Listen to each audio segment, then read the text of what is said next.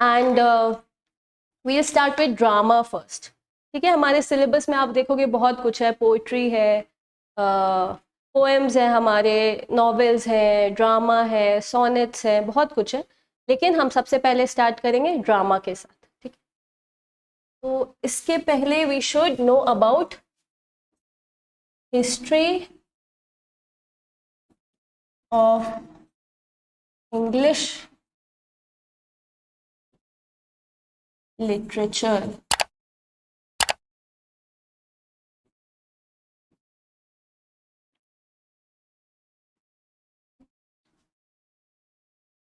History का मतलब क्या होता है? इतिहास, राइट। ठीक है, कैसे, सबसे पहले क्या था, उसके बाद क्या था, उसके बाद क्या आया। तो हम देखेंगे कि इंग्लिश लिटरेचर जो है, इंग्लिश क्या है? भाषा है। इंग्लिश एक लैंग्वेज है हमारा। ठीक है,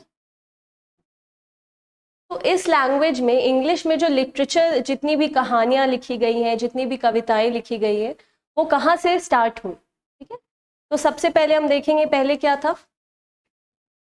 old English.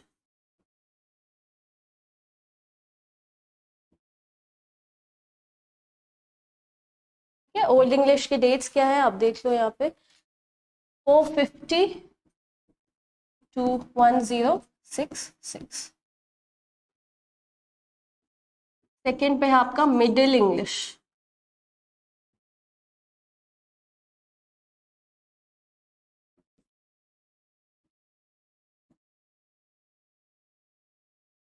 To 1500।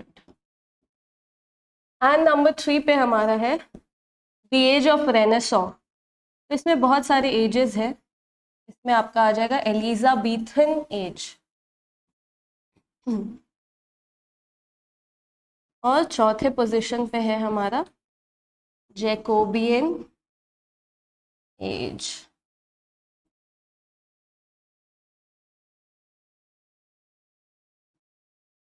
1558 to 1603।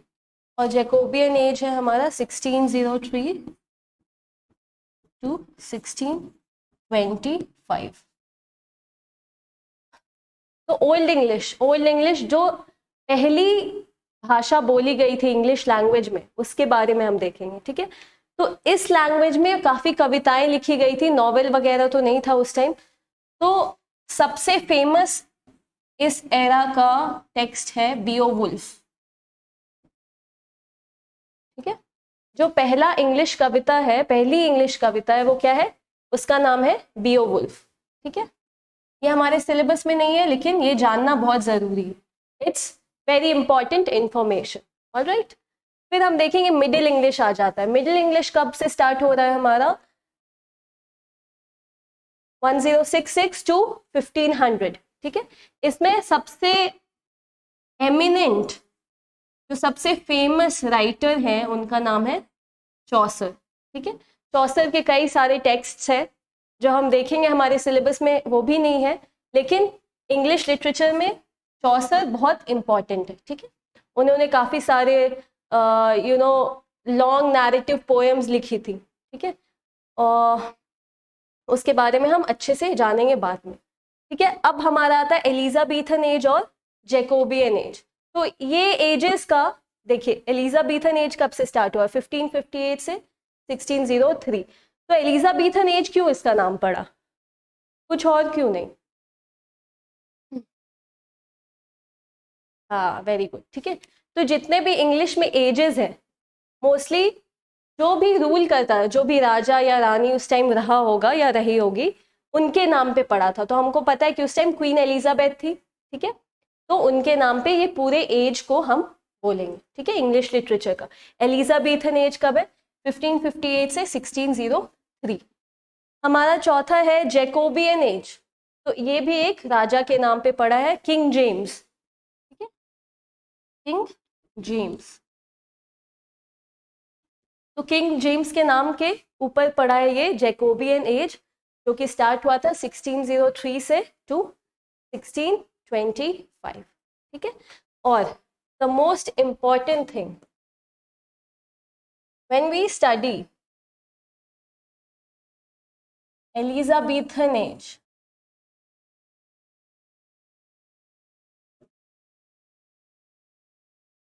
and Jacobean age.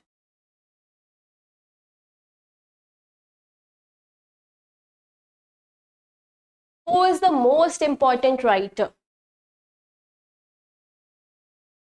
Very good. ठीक है, wonderful answer. Obviously we know it's Shakespeare. Shakespeare.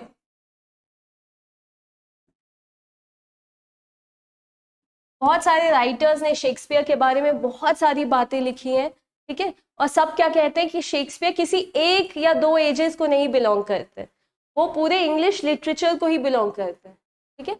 अभी भी हम बहुत सारी मूवीज भी देखते हैं या कहानियां पढ़ते हैं, उसमें शेक्सपियर का इन्फ्लुएंस रहता है। इन्होंने इंग्लिश लैंग्वेज को, जो अभी हम इंग्लिश बोलते हैं, उसको बहुत बहुत अच्छे तरह से इन्फ्लुएंस किया है, ठीक है। उनमें उनका आप समझ जाइए कि निशान है। जो भी हम लैंग्वेज अभी बोलते हैं English language, he is the most influential writer, ठीक है। Shakespeare is the most influential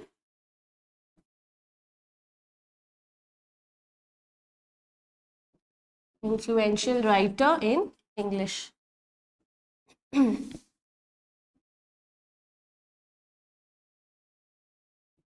All right. Now हमको पता चल गया कि Shakespeare belong to these ages. Which ages? Elizabethan age and Jacobean age, ठीक है। तो अब हम शेक्सपियर के बारे में थोड़ा जानते हैं, उसके बाद हम देखेंगे कि हैमलेट जो कि हमारे सिलेबस में है, जो कि एक ट्रेजेडी है, उसमें क्या क्या होता है। उसके पहले हमको शेक्सपियर के बारे में जानना बहुत जरूरी है, राइट। तो the name is William Shakespeare.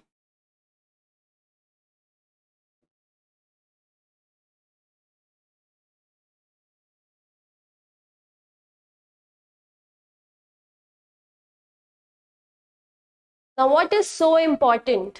एक आपको इनके लाइफ के बारे में कुछ बहुत जरूरी बात पता है? कुछ भी, कोई भी ट्रिविया जो आपको पता हो? If we have anyone, if we have online students, they can also answer. What is a very important trivia about his life? ठीक है, उनके लाइफ और डेथ के बारे में एक बहुत इंपॉर्टेंट इंफॉर्मेशन क्या है, क्या आप बता सकते हैं?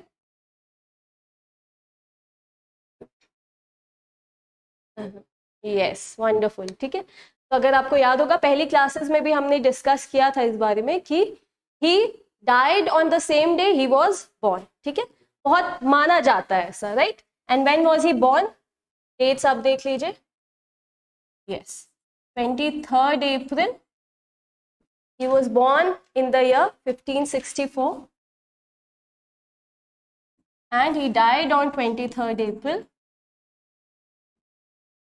1616. Yes.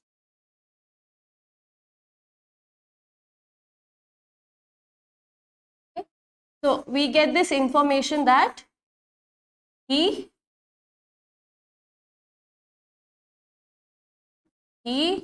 died on the date of his birth. Wonderful.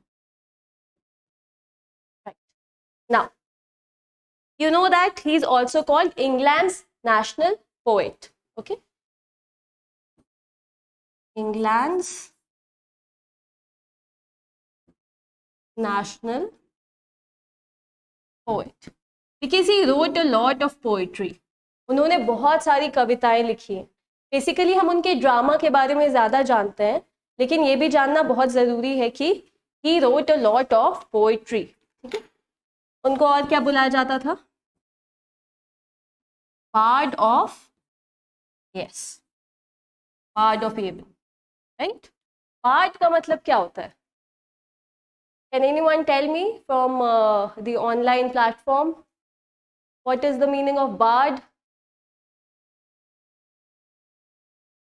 What's the meaning of bard?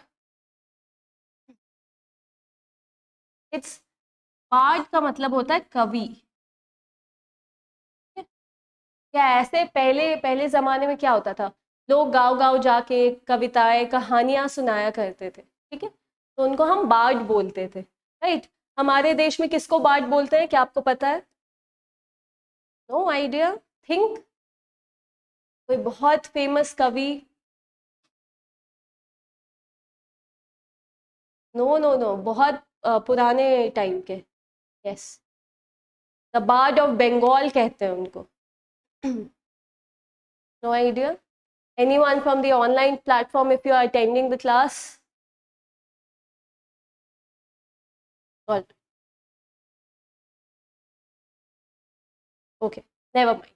हम रविंद्रनाथ टैगोर को बोलते हैं बार्ड ऑफ बंगाल, ठीक है, क्योंकि वो भी बहुत आपको पता होगा कि उनको नोबेल प्राइज मिला था लिटरेचर के लिए, ठीक है, पहले Asian Nobel receiver, recipient of the Nobel prize in literature, ठीक है। Now yes, bard of Avon क्यों कहा जाता था? क्योंकि ये कहाँ जन्मे थे? Stratford upon Avon. This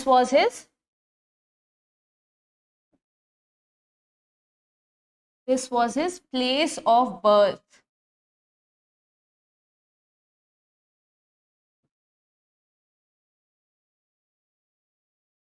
So we know these information about him.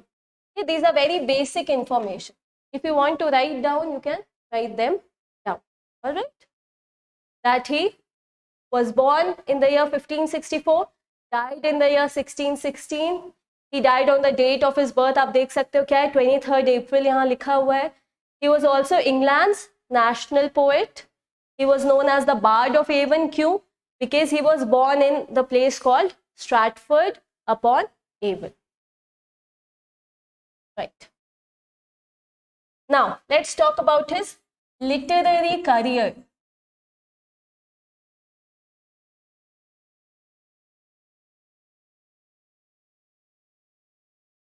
ठीक है, लिटरेरी करियर मतलब उनके काम के बारे में हम बात करेंगे. Now, he wrote almost 39 plays. Play क्या होता है? नाटक. 39 plays, 154 sonnets.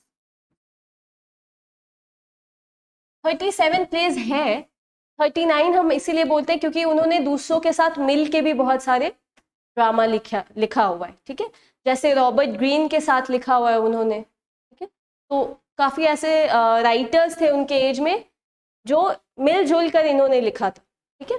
Almost approximately 39 place. Alright. 154 sonnets. Sonnets क्या है? कविताएं हैं, ठीक है. Now, what else? And 3 long narrative poems. 3 long narrative poems. Yes. He also had a company, a drama company, I should rather say. Drama company का नाम क्या था?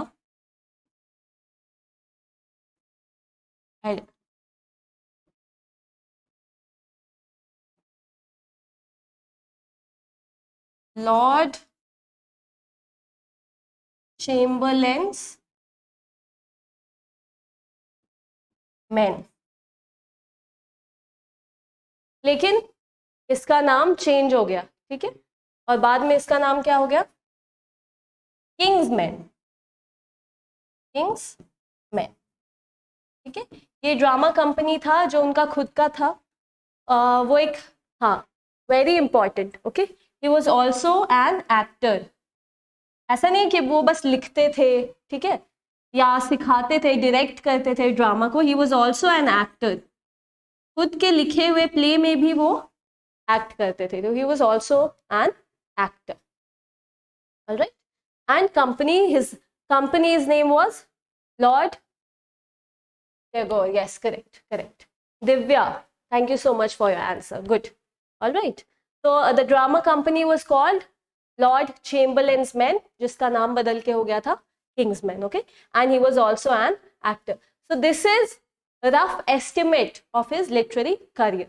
कि उन्होंने कितने प्लेज लिखे, कितने सोनेट्स लिखे, कितने लॉन्ग नैरेटिव पोएम्स का मतलब क्या है? बहुत लंबी कविता है, बहुत ज्यादा लंबी कविता है, ठीक है। He also had a drama company and he was also an actor. All right. I hope you're writing everything down. All right. Let's move on to the next page. Right. Now Shakespearean plays. क्योंकि हमारे syllabus में कौन सा text है?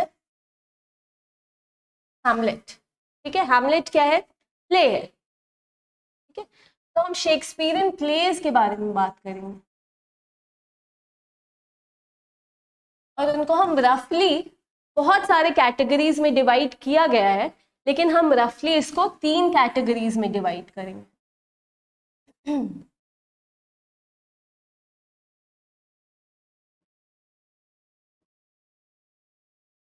All right. Your first is tragedy.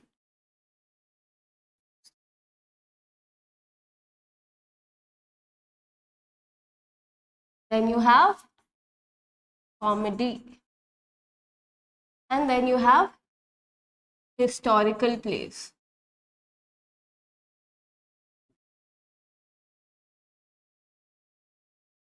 ठीक है, इसमें भी हम देखते हैं एक और कैटेगरी आता है जो कि है ट्रेजी कॉमेडी, जिसमें ट्रेजेडी का भी कुछ एलिमेंट होता है और कॉमेडी का भी एलिमेंट होता है। फिर कॉमेडी में ही हम देखेंगे रोमांसेस भी होते हैं, जो लव स्टोरीज होती हैं, ठीक है।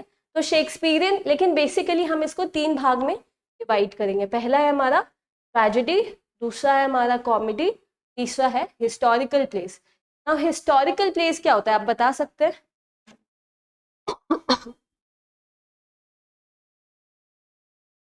हाँ, ठीक है। तो उसमें हम देखेंगे कि जो भी इंग्लैंड के राजा थे, ठीक है, जैसे किंग रिचर्ड, उनके बारे में एक प्ले लिख दिया, या किंग हेनरी द सिक्स्थ, उनके बारे में एक प्ले लिख दिया, ठीक है। उनके लाइफ में जो भी कुछ कहानियां होंगी उससे रिलेटेड एक ड्रामा लिख दिया। तो हिस्टोरिकल प्लेज में वैसे होता है। ऑल राइट, अब हमारे पास कुछ एग्जाम्पल्स हैं यहाँ पे जो कि हम डिस्कस करेंगे। Tragedy, can you name some of the tragedies of Shakespeare? Any जो भी आपको याद हो? Students at the online platform can also answer this if you remember. Hamlet, wonderful. जो हम पढ़ने वाले हैं, जो हमारे सिलेबस में सबसे पहला, we have Hamlet. Good. What else can you think of? Wonderful, very good example. We have, yes, we have King Lear, we have Macbeth, we have Othello. Good. So these are main, some of the main. और इसके chronology को याद करने के लिए एक बहुत important tip है, ठीक है, कि कौन सा पहले आया। तो इसको हम कैसे याद करते हैं?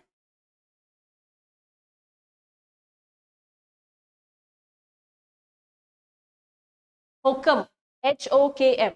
पहले हैमलेट, फिर ओथेलो, फिर किंग लियर एंड लास्ट में मैकबेथ, ठीक है। तो ये है हमारा क्रोनोलॉजी, अगर आपको याद करना हो कि कौन सा पहले आया। Right, we have Hamlet, Othello, King Lear and finally हम देखते हैं कि Macbeth was his last tragedy. और अगर हम देखेंगे कि सबसे लास्ट कौन सा प्ले लिखा था, टेम्पेस्ट। वेरी गुड, वो टेम्पेस्ट है। गुड, जो कि बेसिकली हमारा ट्रेजी कॉमेडी में आता है, लेकिन उसको हम कॉमेडी में भी ये कर सकते हैं। Alright, so some examples in comedy would be As You Like It,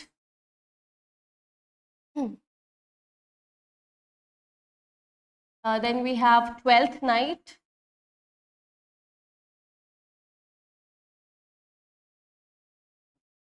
we have The Tempest, have The Merchant of Venice,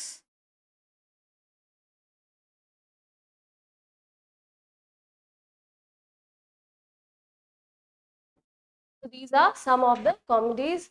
Some people are answering Macbeth, Merchant of Venice, Midsummer's Night Dream. Yes, wonderful, why not? Okay, तो ये हमारे comedies में आ जाएगा. Now, do you remember any historical plays that we can proceed with? We have Richard the Third. or I guess was it the second? Richard III. All right. Then you have King John. Then you have Henry the Sixth. King Henry, yes. King Henry was also divided into two parts. King Henry VI, part 1. Then you have King Henry VI, part 2. So you can see that there are many historical plays also. Now this is about his, the categories of his play. You have tragedy, comedy, historical plays. एक और category है वो है Roman plays. Roman plays है वो. जो जितने भी रोमन जनरल्स थे उनके बारे में लिखा था. Like you have Antony and Cleopatra, Coriolanus, yes, wonderful example. ठीक है.